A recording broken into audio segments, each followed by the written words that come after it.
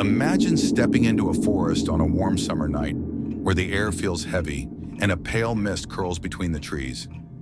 At first it's quiet, too quiet, but then your mind begins to play tricks on you. Every crunch of leaves underfoot sounds louder than it should. Every shadow looks alive, and suddenly you realize that the most terrifying monsters are not always out there, but inside your own head. Tonight, I'll take you deep into the psychological side of fear with 3 chilling true stories that unfolded in foggy forests on summer nights. These are not urban legends, not invented tales, but experiences that left people shaken for the rest of their lives. Each story reveals how the mind, when confronted with darkness and isolation, can blur the line between reality and nightmare. Stay with me until the end, because one of these accounts is considered among the most disturbing encounters ever told. Our first story begins with a young man who sought nothing more than peace of mind. He was no thrill seeker, no ghost hunter, just an ordinary hiker who believed the silence of the woods could bring him clarity. On a warm summer night, with his backpack light and his heart heavy, he entered a fog-covered forest. The moon was hidden behind drifting clouds, and every step he took seemed to sink into the stillness around him. For a while, it was exactly what he wanted: quiet, isolation, a world far away from the noise of his daily life. But peace has a way of twisting into something else when the silence grows too deep. He first noticed it when the crunch of his boots on the soil no longer felt like his own. It was faint but there, an extra footstep lagging slightly behind his. He stopped. The sound stopped. He walked again, slowly this time, and heard it once more. Panic had not yet taken over, but unease coiled itself in his stomach. Perhaps it was his imagination, he thought, or maybe the echo of sound bouncing through the mist. But the deeper he went, the clearer it became. Someone or something was following him. The forest played with him. Shadows stretched unnaturally, twisting into forms that seemed human for only a second before dissolving back into the trees. He turned quickly, but the fog revealed nothing. His breath grew louder in his ears, and with every inhale, the air seemed heavier, as though the forest itself wanted to swallow him whole. Still, he pressed on, convincing himself there would be an exit soon. Yet minutes became hours, and the trail refused to change. Every landmark felt familiar. A crooked tree, a fallen log, a patch of ferns bending in the same direction. Again and again he passed them, as though the path itself had become a circle. The realization hit him hard. He wasn't walking forward, he was trapped. No matter how he turned, no matter which path he took, he always returned to the same spot. His chest tightened as his rational mind tried to explain it. Fatigue, disorientation, maybe even dehydration. But deep inside, a louder voice whispered, "The forest doesn't want you to leave." That thought was far more terrifying than the footsteps or shadows, because it was born not of sight or sound, but of pure dread in his mind. And dread can take root quickly when you're alone in the dark. By dawn, when the fog finally lifted, he stumbled out of the woods, exhausted, shaken, forever changed. He never returned to night hiking again. To this day, he swears the forest had trapped him in a loop, playing with his sanity, feeding on his fear. And perhaps the scariest part isn't whether the forest was alive, but how easily the human mind can be convinced it is. Sometimes the terror outside is nothing compared to the prison we build inside our own heads. But this is just the beginning, because our next story isn't about being lost, it's about being watched. If the first story showed how frightening it is to feel trapped in an endless cycle, the second reveals something even more disturbing: the feeling of being watched when one is vulnerable. And not by just anyone, but by presences that shouldn't exist. This is the story of a camping couple who decided to spend a summer night in a secluded area of the forest, far from any other campsite. The early evening seemed perfect. The clear sky, the sound of crickets, the gentle summer heat. The tent was pitched in the middle of a clearing covered in low-lying fog, creating an almost magical setting. They laughed, shared stories, and believed this night would be just another peaceful adventure. But as the hours passed, the atmosphere changed. The silence of the forest became heavy, and it was then that the first sound appeared. Soft, distant laughter, echoing through the trees. At first, they thought it was just their imagination, or perhaps the wind-borne sound of another group camping in the distance. But the more they listened, the more they realized that the laughter didn't sound natural. They were high-pitched, childish, as if children were playing in the fog. The problem was they knew no one was around. The couple began to argue. One said it was an auditory illusion, the product of a tired mind. The other insisted they were being watched by something invisible. Tension rose when the laughter repeated itself, this time closer, clearer, almost as if the children were running around the tent. The cold early morning air thickened the fog, making it impossible to see just a few meters away. The couple turned off the flashlight and tried to listen better, but what came next paralyzed them. Small, light footsteps running in circles around them. Their fear reached its peak when, in the middle of the night, they awoke to a dull sound, as if hands were tapping against the tent canvas. Trembling, they turned on the flashlight and from inside saw marks scattered throughout the fabric. Tiny hands imprinted as if dozens of children had touched the tent while they slept. They didn't have the courage to go out and check. They hurriedly grabbed their things and abandoned the camp without looking back. To this day, they tell this story with the same conviction. There were no children in that forest. There was no reason for those marks to exist. What they heard and witnessed cannot be explained by logic or coincidence. The most disturbing detail? When they returned home, they noticed that the tent canvas still bore the marks, as if they had been etched into the material. For them, it wasn't just the feeling of being watched. It was a warning that they weren't alone that night. And if being followed by invisible footsteps is unsettling, and hearing laughter where there shouldn't be anyone is despairing, the next story takes psychological terror to another level. Because this time, it's not about being lost or being watched, but about being haunted by a sound that seems to have a life of its own. If hearing children's laughter in a forest is enough to shatter any sense of security, imagine spending entire nights haunted by a sound that seems to have a consciousness of its own. This is exactly what happened to a veteran forest ranger, accustomed to trails, wild animals, and the absolute silence of the woods. He knew every trail like the back of his hand and believed nothing in the forest could surprise him. Until one summer night, he discovered otherwise. It was a normal patrol. The sky was overcast, the moon barely pierced the clouds, and the low-lying mist gave the impression that the ground was breathing. Everything seemed normal until a high-pitched, almost melodic sound broke the silence. A whistle. At first, he thought it was a coworker playing a prank. However, when he called on the radio, he received no response. The whistle continued, always distant, but accompanying his every step. It was as if the forest had gained a voice. As he advanced, he noticed a disturbing pattern. The sound only appeared when he was alone. Whenever he encountered another guard, the whistling disappeared completely, as if it had never existed. It messed with his mind. He began to wonder if he was going crazy, if the accumulated fatigue wasn't causing hallucinations. But with each solitary patrol, the sound returned, insistent, whispering in the thick night air. One time was different. The whistling no longer seemed distant. It was close, very close behind him. His entire body shivered. He stopped, quickly swiveled the flashlight, and illuminated the thick fog. Nothing. No people. No animals. Just silent trees and the dense white enveloping everything. But the sound didn't stop. On the contrary, now it seemed to come from multiple directions, as if the entire forest were whistling in unison. The guard felt his legs lock. For the first time in his years of service, he was truly afraid to stay there. The next day, he reported the incident to his colleagues, but was met with disbelief and jokes. Some said it could be the wind, others that it was a nocturnal bird. He wanted to believe it, but he couldn't. There was something in the tone of that whistle, an almost human cadence, almost intentional. It wasn't the sound of an animal, it was a call, an invitation, or perhaps a warning.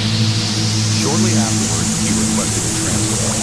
He said that he could no longer stand the night patrols, that he no longer felt safe in the forest. What had once been his workplace, familiar and predictable, had become a living, breathing territory, capable of manipulating his mind. To this day, he maintains that the forest had a consciousness of its own, and that somehow it chose him as its target. And so, we come to the end of the third story.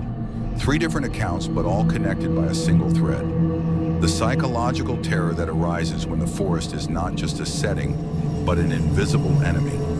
But the question remains, were these experiences real? Or is the human mind capable of creating horrors so convincing that they end up becoming part of reality? Three stories, three distinct experiences, but all with a common thread. Invisible fear, the psychological terror that arises within the mind when we are faced with the unknown. The hiker trapped in an infinite loop, the couple surrounded by children's laughter, and the forest ranger pursued by a seemingly sentient whistle. Each account shows how, amidst darkness and fog, the boundary between reality and imagination dissolves, leaving space for the mind to create monsters more frightening than any physical creature. And perhaps this is the true essence of fear. It is not just what we see, but what we believe is there. A shadow may be just a tree, but when our senses are shaken, it gains eyes, form, and intention. A sound may be just the wind, but when we are alone, it transforms into footsteps, laughter, or voices. The forest, silent and unforgiving, becomes the mirror of our own deepest fears. Hearing these stories, the question remains, were these events truly real, or was the human mind, overwhelmed by loneliness and darkness, capable of creating experiences so vivid that they became indistinguishable from reality? We may never have a definitive answer, but one thing is certain: anyone who experiences something like this never sees the forest the same way again. And now I ask you, which of these stories resonated most with you? The hiker lost in the endless cycle? The couple haunted by children's handprints?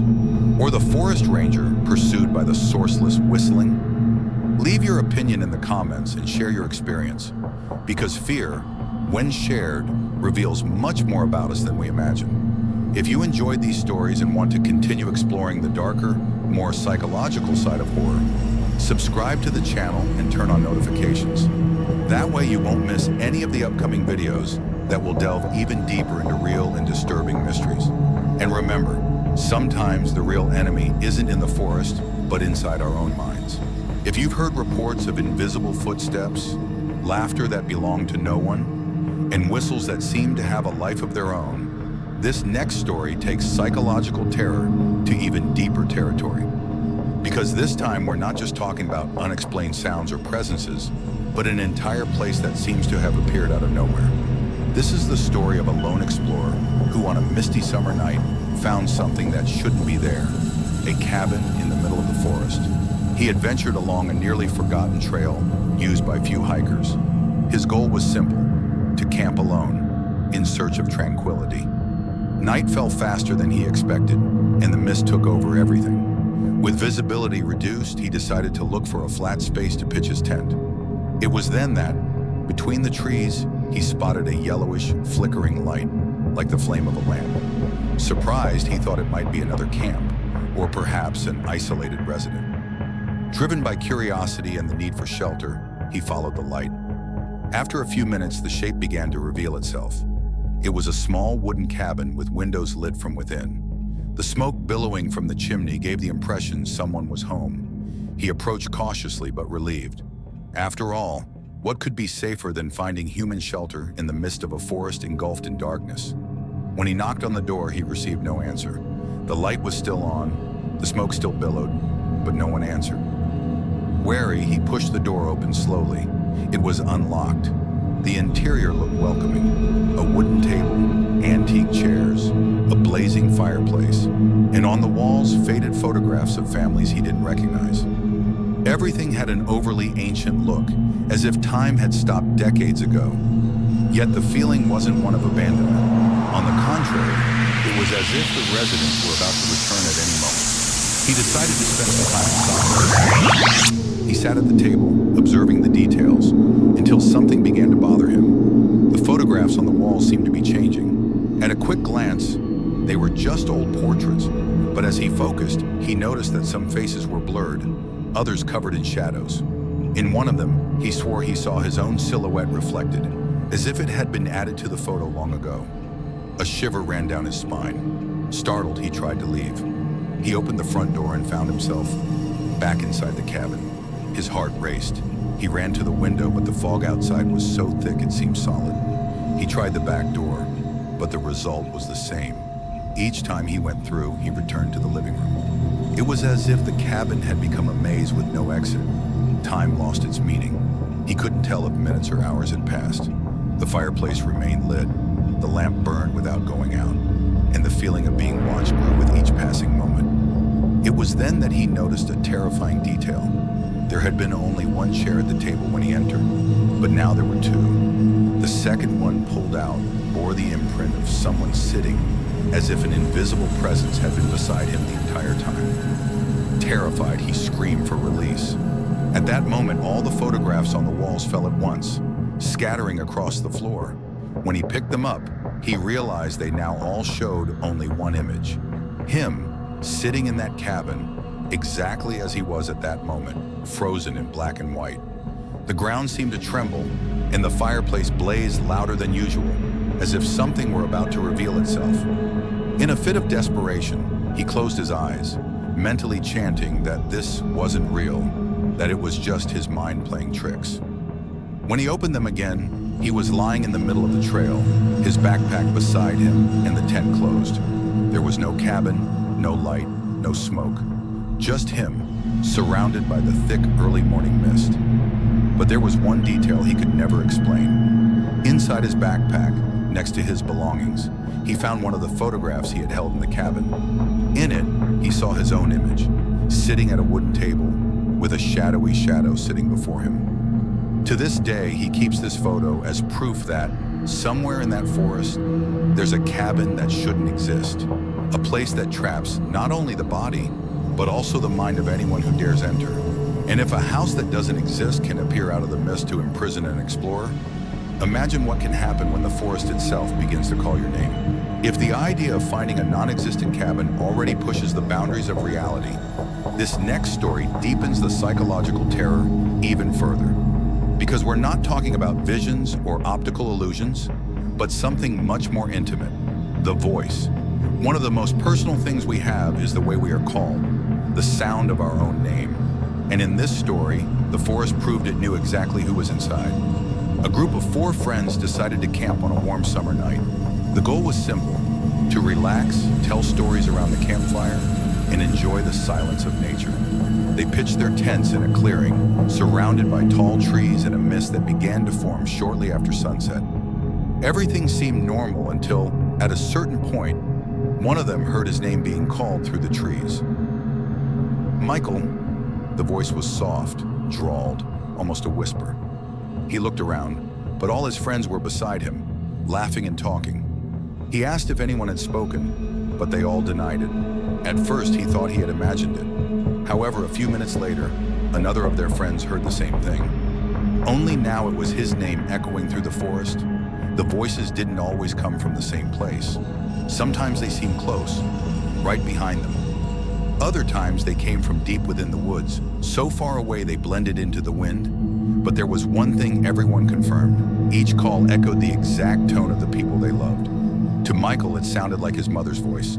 To Jason, it was his girlfriend. To the other 2, brothers and childhood friends. The disturbing detail was that none of those loved ones were present, and yet it was impossible not to recognize the familiarity in the sound. Frightened, they decided to build the fire, believing the light would ward off whatever it was. But the more the fire crackled, the more intense the voices became. Now they weren't just calling out names, but urging them to come closer. "Come, just one step forward. We're waiting." With each invitation, the mist seemed to move with it, opening small corridors between the trees, as if revealing a hidden path. One of the friends, with a strange sense of confidence, stood up, determined to follow the voice. The others held him back, begging him not to go.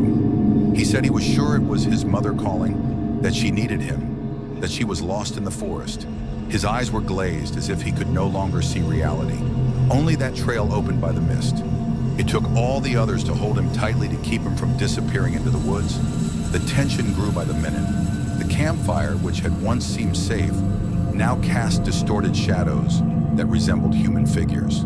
The voices began to laugh, a low, dissonant laugh, as if mocking the group's resistance. And then came the detail that struck them all. The voices began to exchange names. First, they called out to Michael, then Jason, then all at once, until, in unison, they repeated the 4 names in a row, in perfect cadence, as if counting each person present. Fear turned to despair. They decided they couldn't stay there. They hurriedly gathered their things, doused the fire with dirt, and ran back down the trail to the car. But the voices didn't stop. On the contrary, they accompanied each step, repeating their names like a macabre melody. Sometimes they sounded closer than ever, right next to their ears, causing them to turn around in fright, but finding nothing. When they finally reached the road and saw the car, the voices ceased. The silence was absolute, so sudden it seemed impossible to believe that seconds before, they had been surrounded by whispers. Exhausted, they got into the vehicle and drove toward town without looking back. Neither of them spoke during the journey, as if the forest could still hear. Days later, gathered to try to understand what had happened, one of them revealed something he hadn't told anyone before. As they were packing their gear to escape, he swore he saw a still figure among the trees. It had no face, just a dark silhouette that mimicked his own posture, as if it were a human reflection without identity. And when the figure moved its mouth, the name that echoed through the forest was his. The most disturbing part? To this day, when they try to sleep, all 4 claim to hear, in dreams or nightmares, that same voice repeating their names softly, almost imperceptibly, as if the forest were still calling them back. As if the mist had marked each of them, and sooner or later, it would return to claim the presence of those who dared to flee. If a forest is capable of knowing our names and speaking with the voices of those we love, is it simply trying to deceive us? Or is it, in some way, a real echo of people trapped forever within it? So far, we've talked about sounds, voices, and presences. But what happens when the very absence of sound becomes a threat? This is a story that delves into a different kind of terror, more subtle, but equally devastating. Because absolute silence can also be a scream. This is the story of a group of campers who swear they felt the forest itself watching their every step, without needing to utter a word. The group consisted of 6 young people, all accustomed to trails and camping. They were no strangers, and they believed nothing would shake them. They chose a remote area, renowned for its beauty but little visited. The trail was long, but their goal was to spend 2 days in isolation, far from civilization. Until sunset, everything went well. They set up their tents, lit a fire, and laughed at the stories told around the fire. But as darkness fell, they noticed something strange. There were no sounds. It wasn't just crickets or birds that suddenly stopped. There was no rustling of leaves, no sound of wind. It was a total silence, so intense it hurt their ears. The fire burned silently, and even their footsteps seemed muffled. At first, they found it curious. Maybe it's just the time of year, they commented. But as time passed, the more suffocating the silence became. It was then that they noticed something even more disturbing. The silence seemed to follow their movements.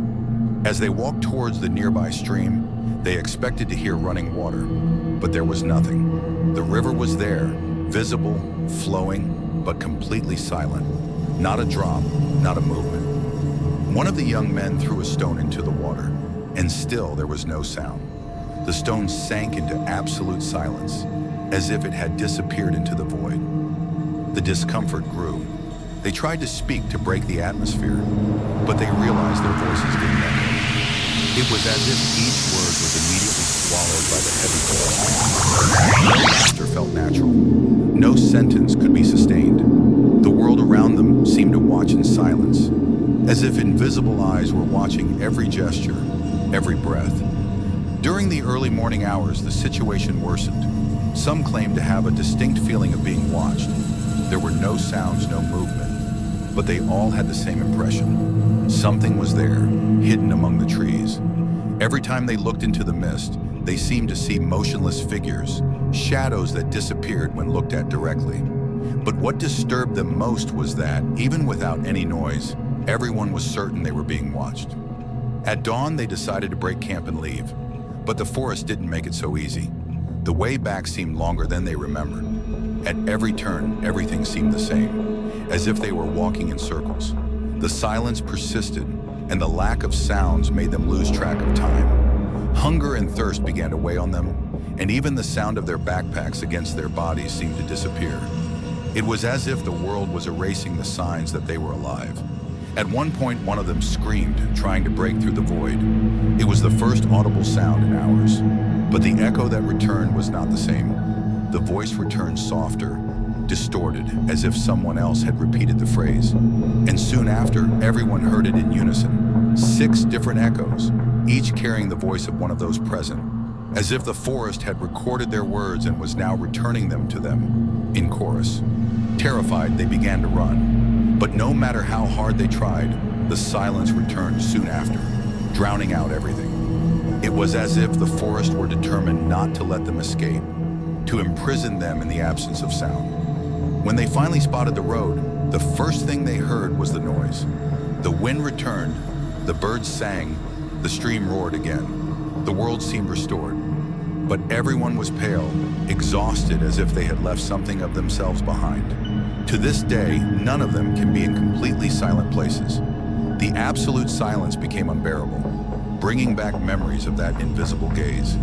They believed the forest didn't need to make noise to hunt them. It simply watched them silently, slowly eating away at their sanity until they surrendered willingly. What about you? Have you ever been in a place so quiet it felt wrong? Perhaps it wasn't just the absence of sound, but the presence of something watching without revealing itself. Now that you've heard each of these stories, you might be wondering, what exactly lies behind these experiences? Are they just legends, figments of the imagination? Or is there something truly hidden in the forest, waiting for those who dare to cross the mist? The truth is that regardless of the explanation, they all show us something profound. The forest is not just a physical place, but also a psychological one.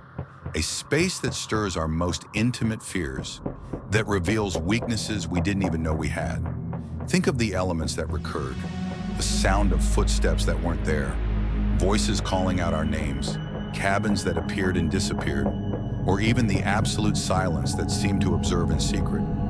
Every detail touches something we carry within us, the fear of being alone, but also the fear of not being, the dread of losing control of reality, the horror of being confronted by something we can't explain or understand. These stories are more than entertainment. They serve as reminders that, no matter how safe we feel, there are still forces and places that remain untouched, greater than our comprehension. And it is precisely this mystery that awakens fascination and fear at the same time. The forest, in its beauty and silence, can be both sanctuary and prison. And when we immerse ourselves in this environment, we are forced to face the unknown head-on. Perhaps this is why so many ancient cultures viewed forests as spiritual portals, as territories where the human and the supernatural meet, places where it's not enough to trust our eyes or ears, because even our senses can be deceived. When we enter a dense forest, especially on foggy nights, we are not only in contact with nature, we are exposed to everything it can awaken within us. And this is the great reflection. Each of these stories shows that true terror lies not only in what may be out there, but in what the forest evokes within our minds. It can transform solitude into dread, silence into screams, and even the memories of loved ones into instruments of fear. And that's precisely what makes these narratives so intense and disturbing. Now I want to hear from you. After hearing these stories, would you dare spend a night alone in a foggy forest? Do you believe this could all be just a figment of your imagination? Or do you think there's something truly inexplicable behind it? Leave a comment sharing your opinion, and who knows, perhaps, your own experience. After all, many horror stories begin exactly this way, with someone willing to share their experience. If you like this video, don't forget to like it, because it helps bring more chilling stories like these. Subscribe to the channel and activate the bell so you don't miss the next stories I'll share here. And remember, the next time you walk a silent trail, or when you hear your name whispered where it shouldn't, ask yourself, is it just your mind, or is the forest watching you?